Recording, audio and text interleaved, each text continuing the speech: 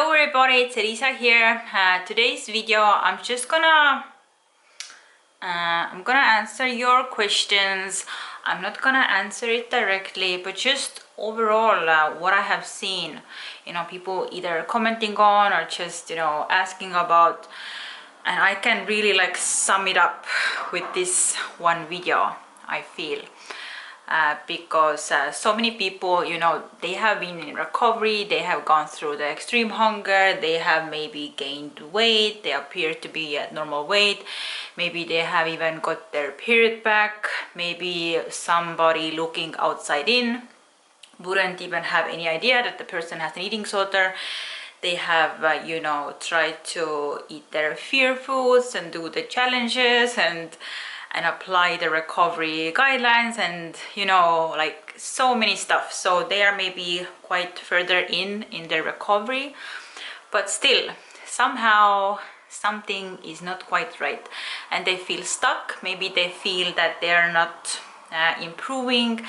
Maybe they still have all the food obsession, still maybe the mental hunger, sometimes extreme hunger coming back, and they're freaking out. And so basically what I have seen maybe lately, or actually it's a very, very common thing, what I help people with all the time. So to sum it up, people have been in recovery, they appear to do everything correctly, follow their hunger, extreme hunger, whatever, but still somehow they feel stuck and they don't know what to do. And I think here the biggest thing is that people don't realize that they are still controlling it and they're still not letting go. And even when you basically follow the recovery guidelines and appear to do everything correctly, then letting go of the control completely is so important in order to reach to full recovery, because you cannot control yourself into full recovery.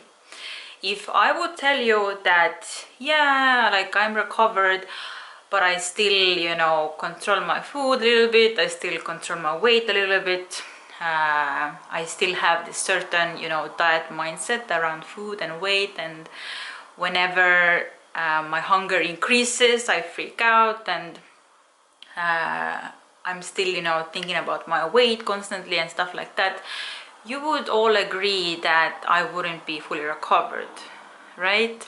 So just think in your own experience right now, like the way you are approaching food and your weight, like is this something a fully recovered person would do, or even somebody who is in full recovery mode? Like, are you really doing everything on your end to completely let go the eating disorder?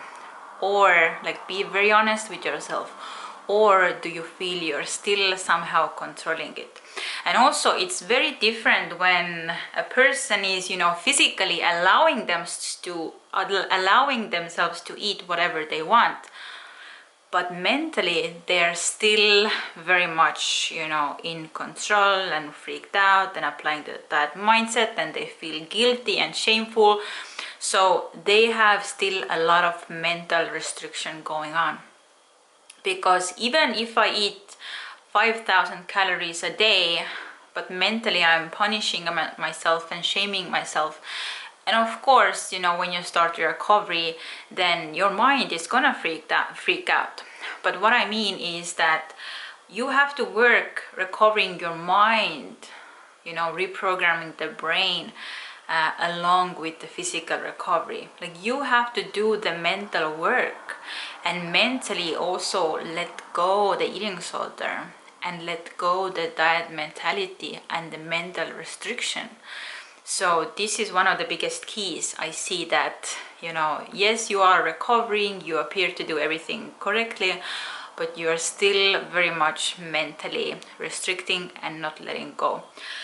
So in this video, I thought on my phone, I just wrote down some key points that kind of separates what it means to still control it, still have the eating disorder control, and what it means to like fully let go. Like what is the difference between those two mindsets.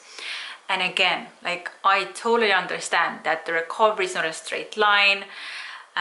It takes time to reprogram the brain, but this video I just want to maybe point out like what to be aware of and what to focus on, because when you become aware of some of your restrictive behaviors or mindsets, then awareness is the first step towards change. Because if you're not even aware what you're doing, how you're still holding on and restricting and sabotaging your recovery, how can you ever start to change? So this video is just to increase awareness of what is still the eating disorder control versus what is letting go and fully recovering.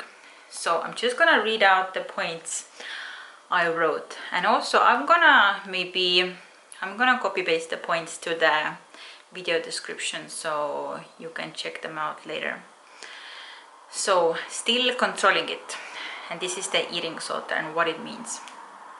You are changing up your meals, maybe here and there, but you are not being consistent with it.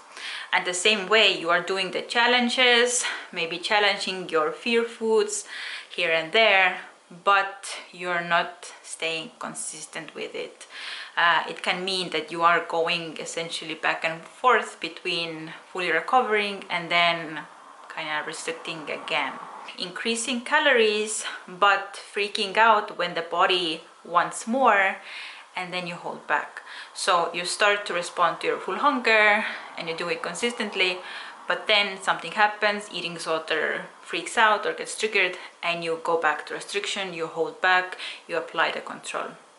Like consistency is a very important part of recovery. And also eating to get full, but always afraid to eat too much, and also obsessing about getting it perfect. The eating disorder is afraid to eat too much. The eating disorder wants you to like eat perfectly or get it perfect. Also having expectations for your eating. For example, I hope I don't want to eat more. I think this amount should be enough. If I increase, I shouldn't want more. I think this is enough food. Like you think in your mind or in your conscious thinking like what should be enough food, but in reality like you don't know, like only your body knows. So only your body knows and can dictate how much food you need. Also things like overthinking your food, overthinking your meals, worrying about getting it right, again like the perfectionist thing. So whenever you are overthinking, worried about food and your intake, you are again like you are too much following what's going on here, and this is where the eating disorder is sabotaging you, and you are too little following your body. Yes, the eating disorder sabotages you by making you overthink and panic about it, because then like normally what we do is that we follow it. Also you maybe think about your last meal or your next meal and you let it affect your present meal. So what it means is that for recovery you should eat like right now, like eat in the present. It doesn't matter how much you eat last time or the next meal, just eat in the present moment and make sure you are getting full and satisfied and you are responding to your full hunger, and that's it. Then leave this meal, and then next time you get hungry or you think about food, you're just gonna eat the same way again. So don't overthink your last meal or next meal. But of course, things like making sure overall during the day you had enough calories. But it's like, this is not what I mean here. So I hope you understand. And also the eating disorder blames the food and the body, not the restriction. Like eating disorder goes into like, oh, why am I eating too much? Why my body's gaining weight? The eating disorder doesn't blame the restriction, and because actually the restriction is only the problem, not the food or your body. Also you are criticizing yourself and focusing on the negative. Also the self-criticism and also all the judgment and shame and guilt around food, this is the eating disorder, and this kind of mindset keeps you stuck. And also kind of like to illustrate this is that like you are jumping into the unknown water, but at the same time you have like one leg on the safe shore. So you are doing the recovery, but not fully. I hope you understand. And now I'm gonna read you the signs that mean that you are fully letting go. Accepting your hunger fully. Whatever amount your body wants, you are giving your body the food it asks for. Also surrendering to your body's cues and signals and following them. So following your physical hunger, your mental hunger, your food thoughts, your extreme hunger, your cravings and things like that. Like you are surrendering to those cues and you are following them. Also choosing scary foods repeatedly and consistently until they lose power over you. And then, you know, doing this with other scary stuff as well in order to overcome them and reprogram the brain. And doing the exact opposite thing the eating disorder wants until it loses power over you. If the eating disorder wants you to restrict, then you go and eat something. If the eating disorder wants you to go and exercise, you stay sedentary and distract yourself with something positive. The eating disorder criticizes you, you go into the self-compassion and self-love. Also knowing that you can never get it perfect, because there's no such thing as perfect eating. Like normal eating is not perfect, intuitive eating is not perfect, and you just, you know, you surrender to your hunger and you don't go with like trying to get it perfect, because it's never gonna happen. You're just gonna give your best and that's it. Also, like when you're eating, you stay in the present moment. You eat moment by moment, whatever you want. So you try to not obsess about the food you ate before or the food you're gonna eat later in the day. Yeah, like trust your hunger, follow your hunger, let go. Also getting full and satisfied with your meals, however much it takes. And choosing the best foods to take you to the mental satisfaction. Like getting to full is important, but more important is kind of like getting the satisfaction from your meals and getting like this mental satisfaction. When a normal person eats a meal and they get full and satisfied, then they don't have any, you know, excessive food thoughts between those meals. And if you do, it can mean that you need to eat more, you didn't eat enough. Yes, and also keeping your focus on what's best for the recovery versus what's best for the eating disorder. Because if you want to cater to your eating disorder, like, oh, whenever eating disorder sends you fear and triggers, you just cater to your eating disorder. Like, make sure, like, don't piss off the eating disorder. Yeah, like this way you are not recovering. So rather you have to kind of not care what the eating disorder thinks, and you do what's best for the recovery. And also supporting yourself in this process. Again, like the letting go is like, it doesn't mean you're gonna keep on criticizing yourself. No, you really have to change your mental self-talk as well, and focus on self-compassion and kindness. And this is how you should speak to yourself. And this is a very positive sign that shows that you have let go and there is kind of a sense of acceptance going on. And acceptance is a very important part of being able to let go and trust. And also, like, again, like trusting and having faith in this process and just riding the wave and trusting that it's gonna be okay, because nobody can tell you exactly when it's gonna end, exactly when the extreme hunger is gonna end, how your weight is gonna be.